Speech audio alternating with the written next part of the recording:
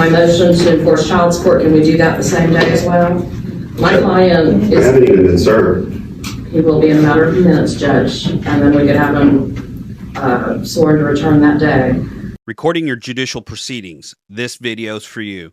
I've always advocated that people record their judicial proceedings in family court. Hi, my name is George Saldana, and I'm a Harris County Family Court veteran. I've been in the Harris County Family Courts for the last 7, going on 8 years now. You need to watch this video, and this is why I always advocate that you record your judicial proceedings. Check it out. So, Reporter's Record, Volume 1 of 4. On August 23rd, September 13th, the following proceedings came to be held in the above titled and numbered cause before the Honorable Linda Marie Dunson, judge presiding, held in Houston, Harris County. Well, let's just go through it. And that's 1. Volume 2 of 4. And I'll just tell you right now, 3 and 4 volumes are from September 13th. So this is volume 2 of 4. You just went over volume 1 with me. It was just the master index. Okay, this is 2. Volume 3, volume 4 are both for September 13th, in which we'll do another video later. But this is for August 23rd of 2023. And if we scroll through all of these pages, we have what is supposed to be the official record of that judicial proceeding. And this doesn't equal to this. This is why you should always record your judicial proceedings, especially in family courts. Some of the things that I'm experiencing with my transcripts are there things that are missing. And I can tell you right now that 21 minutes and 37 seconds of this judicial proceeding is not in these transcripts. And let's just see as to why these transcripts weren't turned over to me to use in my appeals case. Let's remember that this is August 23rd, 2023, and half of the record isn't there. We have all the record, audio and video recorded. It's saved on our YouTube. And I also have 21 minutes and 37 seconds that's not included on the official judicial record.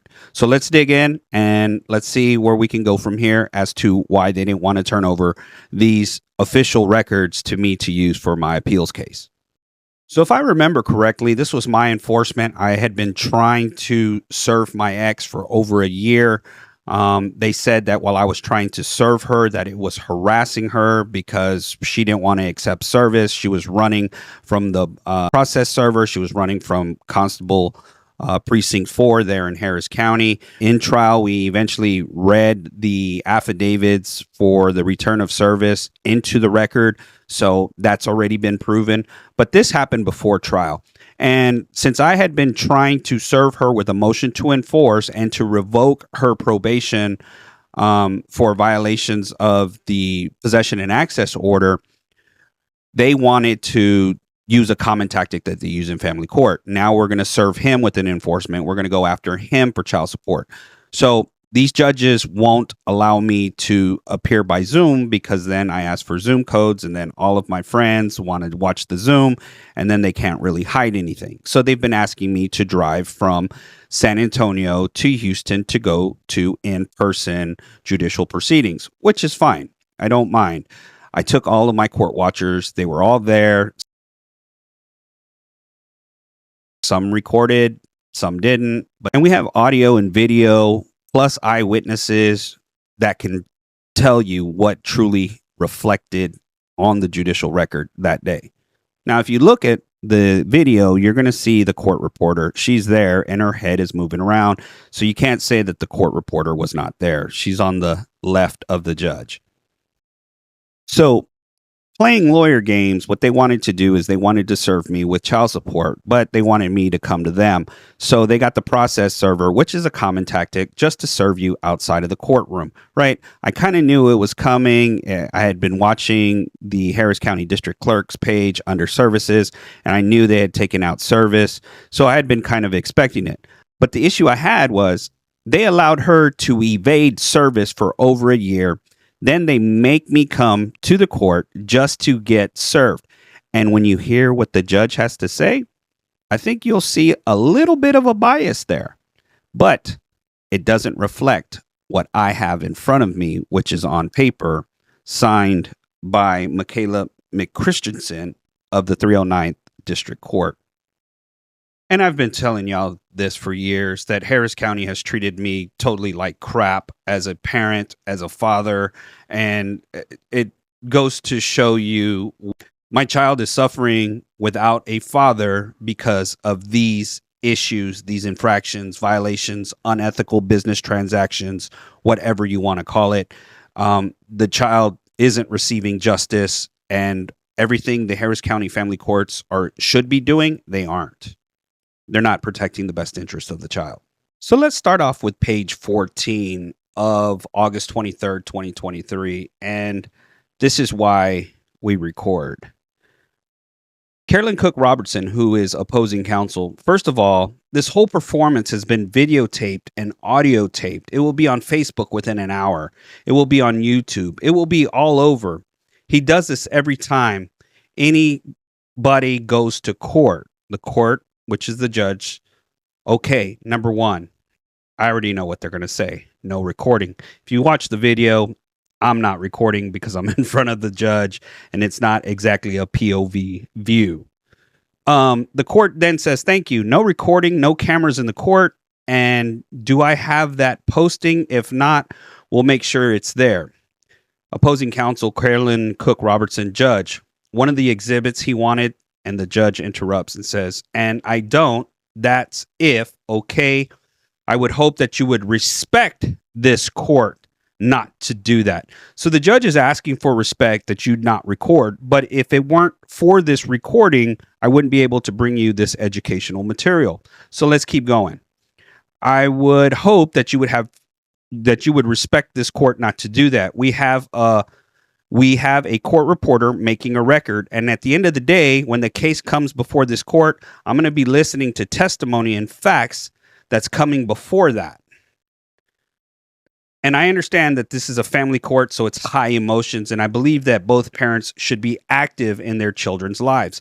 And it's kind of patronizing when judges say that because they just say it just trying to comfort you. They don't really mean it, because if they did, they would do everything the way it should be. And right now we're talking about missing official transcripts. So let's keep going. So we're on page 16 of the motion for enforcement, August 23rd, 2023. And if you go to line 24 and 25, this is where you should be able to tell that something's a little off if you've been involved in this case. The judge says, earlier I told you, listen, watch, okay? I can't give you legal advice. She has. I've been trying to serve her client for over a year. Okay, don't argue. Don't argue. Okay, so you represent yourself, right? Yes, ma'am. So the best way for you to do is listen and watch what the other lawyer do. And you listen and watch what the other lawyer does. Well, she lied, so no, I lied. Listen and watch what the other lawyer does. Okay. Now, if you read the transcripts from beginning to this line, page 16, line 25, nowhere does she say that. So right then and there's an indication that she said something that isn't being portrayed here on this judicial record. So we pick up on page 28 of August 23rd, 2023.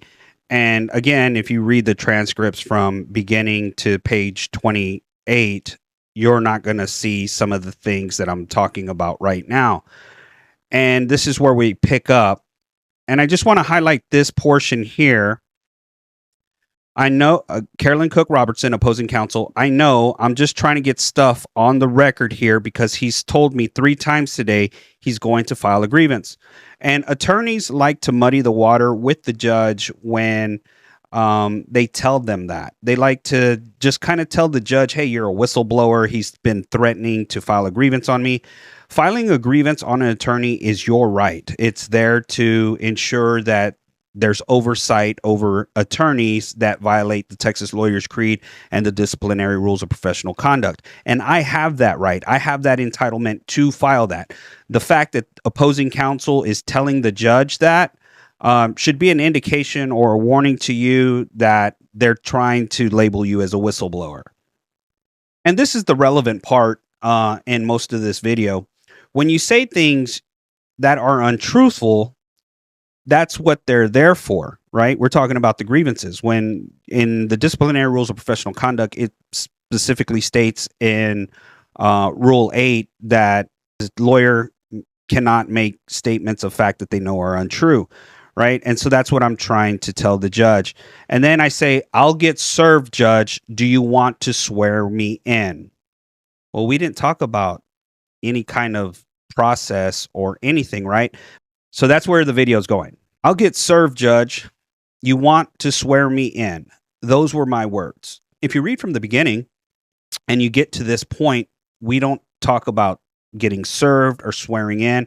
And that's because it was done on the video. And again, the video portion of this transcript is not here. The judge says, you have to get served first. My response was, where is he? The court says, the judge, you can't get served in the courtroom. You have to go outside the courtroom. And I said, okay, I'll go out there. You want me to run out there, get it, and come back? The judge says, I can't tell you what I want you to do. If you get served and that's your preference, to come back in. And my response is, well, I mean, I'm not trying to evade. And this is very important, this sentence right here that this judge makes. I can't tell you what I want you to do if you get served and that's your preference, to come back in. Because when you watch the video, it tells a completely different story. And again, it's not on this record, but that is. So let's do a deep dive and see what's on that video. Motion to enforce child support, can we do that the same day as well? My client I haven't even been served. he will be in a matter of minutes, Judge, and then we could have him sworn to return that day. My client is out of paid time off. She's about to lose her job. He hasn't paid child support since the summer of 18, so that's a critical issue for my client. I'm trying to reduce the number of days she needs to take off of work. So if we could do all the enforcements on one day, that would be You're very gonna helpful. do enforce, revoke, and vacate on the same day. If you'll allow us. But if that's the date they will come in, I guess. and you will come in and you will get your rights read, and if you're entitled to an attorney, you get an attorney appointed to you. You hear me? Yes, ma'am. That'll be on the enforcement. Could we handle that today, Judge? I've got the process over here. A paralegal, do you know what date we're set on the enforcement? Okay, we're already set on the same day, so. Okay, so that pushes that out, because you gotta have a 10-day notice of the hearing, and you gotta read the rights, and you gotta, So if we could do that today, and if he wants to get an appointed attorney. he has to decide that. Okay. I'm just trying to reduce the number of days my client has to take off I know. work because she's about to lose her Do job. you understand what they're saying? Yes, ma'am, I've had to come to from San Antonio here and be reset 25 times. Okay, so So it would be. when you get served today, you can come in and you get your rights read and get an attorney present. They give the attorney a lot of time to work your case and listen to you, and you'll have the hearing on the 13th. Okay? I'm gonna sit right there till 5 o'clock.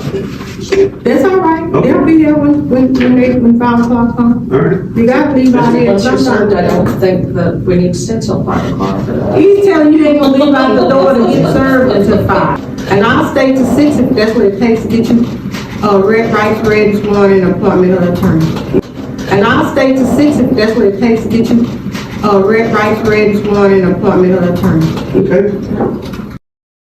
So what we just heard was a judge saying she'll stay till 6 o'clock to make sure that I get served and I get an attorney appointed and I'm sworn to come back on September 13th.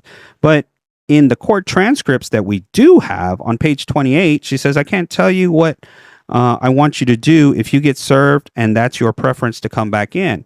So it just seems to me like that response going to the Court of Appeals, they would probably side with her, opposed to her telling me that she would wait till 6 o'clock to ensure that I get served, sworn, and an attorney to come back September 13th. So those little things project a small type of bias that impartiality can be questioned by a reasonable person. And those are some of the patterns and tricks that I tell you to look for as part of these little educational tutorials that I do from my case, I want people to know that just because the judge has told you that it's illegal, it's not illegal. They're going to tell you that they have an official court reporter. I can tell you right now, the 309th District Court, the court reporter there should be fired, because if people are having to pay for court records that are incomplete or altered, that should be a crime within itself. People can't receive justice when that happens. And so I don't know if there's a conspiracy or collusion between opposing counsel, the judge, and the court reporter, but it just seems to make sense that all three of them have some sort of play in these missing transcripts. And the reason why they don't want some of these issues to come to light is because in some of these transcripts, I recited Texas Judicial Canon 3D2, which states that when a judge has information that a lawyer is being untruthful, they shall report that to the state grievance council. Dad's Facebook post. She knows, I have witnesses that were there that saw it, and her adding that language to defraud this court and muddy the water should be reported when there's trustworthy issues to the grievance council. Okay, so we're not gonna go with that. And I don't think they want some of those transcripts going to the appeals. So that's just kind of what I seem to think right now at the moment. We're going to talk about September 13th, where more transcripts are missing. There's some things that were said, or they said that were said. They're not on here. I know that I'm doing my appeal. These aren't my appeal issues that I'll be raising, but these are just some of the issues that parents should be preparing for when trying to appeal their case. And I just want you to know that if you're paying for court transcripts, you can't depend on them being right. With that being said, thanks for watching. Let me know what you think, and catch me later for another educational video based on my story.